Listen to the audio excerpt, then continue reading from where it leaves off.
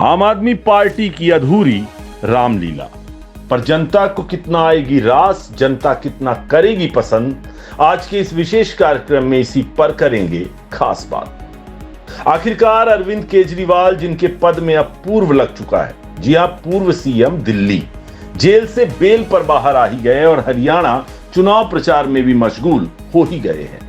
और दिल्ली को कुछ महीनों के लिए ही सही उसका नया सीएम मुख्यमंत्री आतिशी के रूप में मिल गया है।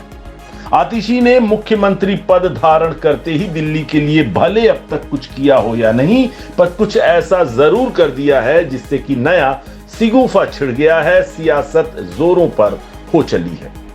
हम यह कतई नहीं कहते कि उन्होंने यह दिखावे के लिए किया होगा, उनके मन में बिल्कुल केजरीवाल के लिए भरत वाला भाव ही होगा, पर राजनीतिक गलियारों में जो हलचल मच गई है वो सोचा आपको भी बता दें। तो पेशे खिदमत है दिल्ली की आम आदमी पार्टी की अधूरी रामलीला, जो दर्शकों यानी दिल्ली की जनता जनार्दन को कितना रास आएगी, पसंद आएगी, यह तो आने वाला वक्त ही बता पाएगा, दिल्ली की जनता ही बता पाएगी। पर चर्चा में जरूर आ गया है जनाब। लोग कहने लगे हैं कि लगता है जैसे पाखंड करने में तो आम आदमी पार्टी भी भारतीय जनता पार्टी से कम नहीं बल्कि थोड़ा ज्यादा ही है।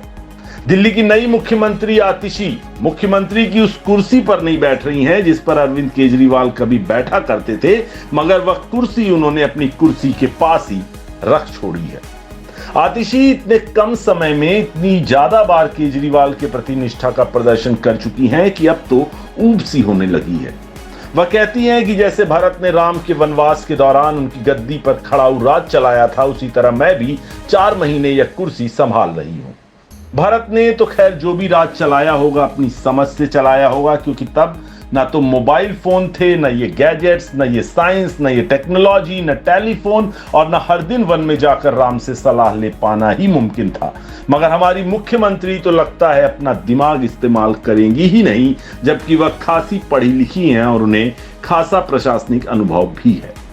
सुंदरकांड और हनुमान चालीसा का पाठ आम आदमी पार्टी पहले भी करवाती रही है।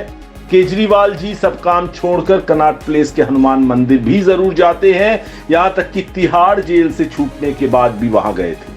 हाल ही में जंतर मंतर पर आयोजित जनता की अदालत में तिहाड़ जेल में केजरीवाल के गिरफ्तार रहने की तुलना राम के वनवास से की गई थी। मतलब कि केजरीवाल जी राम जी बन गए और आतिशी जी भरत की भूमिका में पक्की हो गई।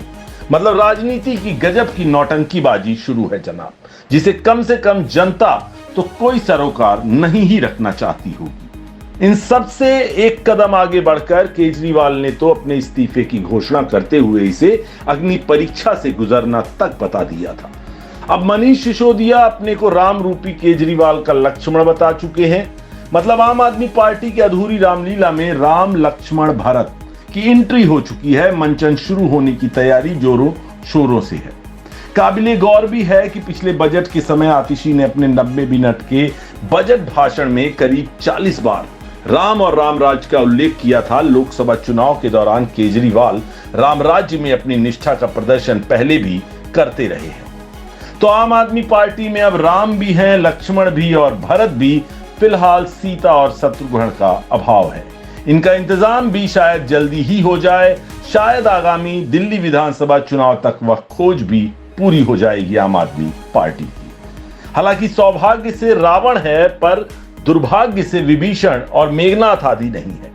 इसीलिए हमने कार्यक्रम की शुरुआत में कहा कि आम आदमी पार्टी की रामलीला अभी जरा अधूरी है।